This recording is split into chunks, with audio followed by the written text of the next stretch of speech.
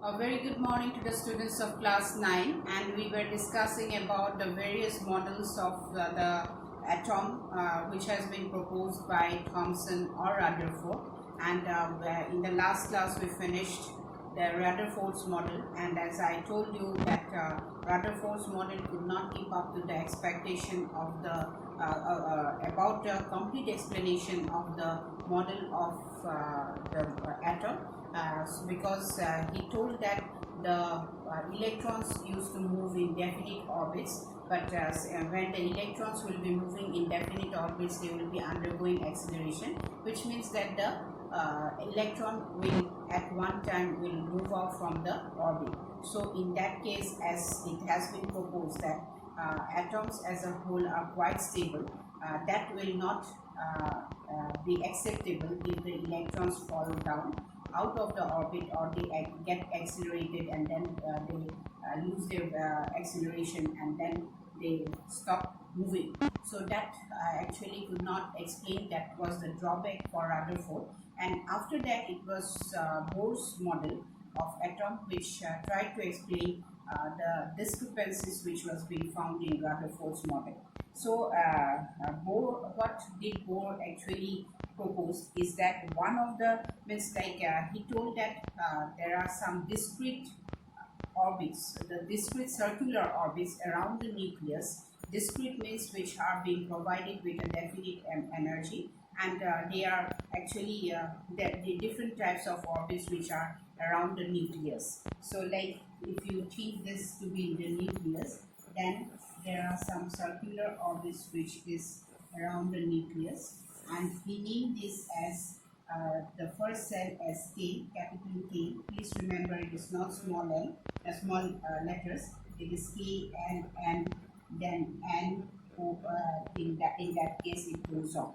So he told that it was Bohr who told that these special orbits, they are known as discrete orbits, and the electrons are allowed to move in these orbits, and these orbits are actually stationary, and while it is discrete, it contains a definite energy of its own, and then while they revolve in the discrete energy, they do not radiate energy. They move in the electrons move in the discrete orbits, they do not radiate energy. That means when they will be, suppose an electron moves in the K cell, then they do not radiate energy. But when they move from K to L cell, that is, here more energy will be required because this is a larger orbit. So naturally, this electron when it jumps from K to L cell, then it will absorb energy, and when it will jump from L to K cell or M to K cell, then the electrons will radiate out energy, right? So when they move in the discrete orbit, they do not radiate or absorb energy, and but when the electrons move and these discrete orbits are actually they have their energy of their own, which helps the electrons to move in that particular cell. And then these orbits, as I told, they are known as energy levels, and these energy levels are actually known as capital K, capital L, capital M, then capital N, and these are the energy levels in the atom, and or where in fact the number is equal to n 1 2 3 4. It is the natural number, which is 1 2, then 3 4, this goes on, right? So next is about the neutrons, and it was Chadwick who actually discovered the neutrons, and he told that there is a particular subatomic particle which does not have a surge on its own, but its mass is equal to the positive surge, that is the proton. Because you know that the positive surge is actually the protons, and it is being confined within the nucleus, right? And the neutrons, they are present in the nucleus of an atom, and but please remember, hydrogen does not have a neutron of its own, because why? The atomic number of hydrogen is 1. So that is why the number of number of neutrons is the hydrogen atom does not have any neutrons, and then this neutron is represented by the alphabet small n. This neutron is represented by the alphabet small n. Then electrons by E minus and proton.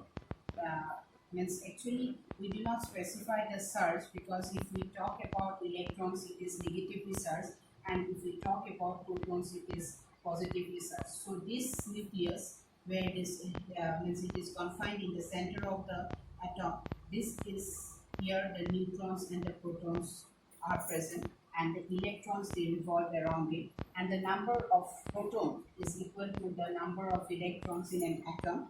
That is, the positive charge is equal to the negative charge, right? So that means that is why the the atom as a whole is neutral, because the number of positive charge that an atom has will be equalized with the negative charge that will be exhibited by the electrons, and they move around in the discrete orbits, which are known as the energy levels, and they are named as K, L, N, etc., where n is equal to the natural numbers 1, 2, 3, 4, etc. Now, how are electrons? Now, as I told you that that the electrons move in the discrete orbits. Now, how will you know how electrons are being distributed in the different shells like K, L, M, N? So here there are some rules how to know about the distribution of electrons in the cell, and this is very important. And the maximum number of electrons that can be present in a given cell is given by the formula twice m squared, where n is the number of cell and it is represented by the natural number. Now, if I am talking about the first cell, then what I will do is that I will put 1, because I am talking about the first cell in the place of n. So it will be 2 into 1 square, which is equal to 2 into 1, that is equal to 2. That means in the first cell, the number of electrons that can be accommodated in the first energy level is 2. So if I am talking about the second cell, then what will happen? 2 into 2 square is equal to 2 to the 4. So 2 into 4 is equal to 8. So this goes on, and then the electrons are actually distributed in this manner, right? And also remember that the electrons that can be present in the outermost cell, the maximum number of electrons that can be present in the outermost cell. Now, if I'm talking about, suppose this is the nucleus, right? And then here there are the discrete orbits. Now, suppose I'm talking about the like the number of electrons that can be echoed. What is the outermost cell? This will be the like if I tell this K, L, M, N, then the outermost cell is M.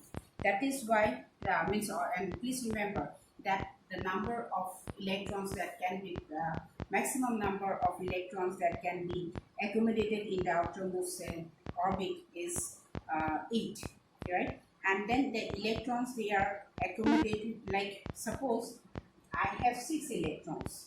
Now if I have to accommodate it, then what will I do? First I will occupy the K cell, then I will go to L cell. Only when the L cell will be accommodated, then the M cell will be, if there are any more electrons, then the M cell will be what? Covered, right? So it will occupy that. So here I will show you few examples where let's suppose carbon. What is the atomic number for carbon is 6. So if I am talking about the nucleus, then what happens? The first cell will contain how many electrons? 1, 2, right? And then since 2 is being in the first cell, then what happens? Here is 6 minus 2. How many remains? 4. So in the second cell, I will be able to accommodate this 4 electrons in the second cell. 1, 2, 3, 4. So in that case, if I am talking about sodium, right? So what will happen? Suppose sodium, you know that the atomic number is 11, then the electrons, this is the nucleus, then this are the cells, right? So in the first cell, how many electrons can be accommodated?